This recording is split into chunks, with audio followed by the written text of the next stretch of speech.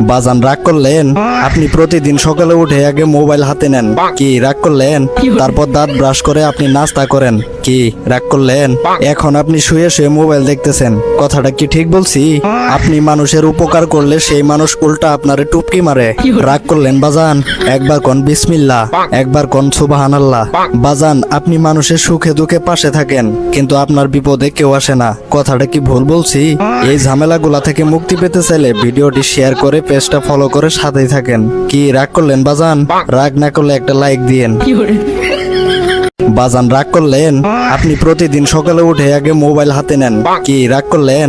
তারপর দাঁত ব্রাশ করে আপনি নাস্তা করেন, কি রাগ করলেন? এখন আপনি শুয়ে শুয়ে মোবাইল দেখতেছেন, কথাটা কি ঠিক বলছি? আপনি মানুষের উপকার করলে সেই মানুষ উল্টা আপনারে টুপকি মারে, রাগ করলেন বাজান? একবার কোন বিসমিল্লাহ, একবার কোন সুবহানাল্লাহ।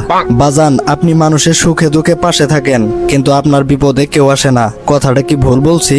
এই ঝামেলাগুলা থেকে মুক্তি পেতে চাইলে ভিডিওটি শেয়ার করে পেজটা ফলো করে সাথেই থাকেন। কি রাগ করলেন বাজান?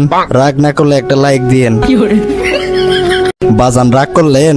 আপনি প্রতিদিন সকালে উঠে আগে মোবাইল হাতে নেন, কি রাগ করলেন? তারপর দাঁত ব্রাশ করে আপনি নাস্তা করেন, কি রাগ করলেন? এখন আপনি শুয়ে শুয়ে মোবাইল দেখতেছেন, কথাটা কি ঠিক বলছি?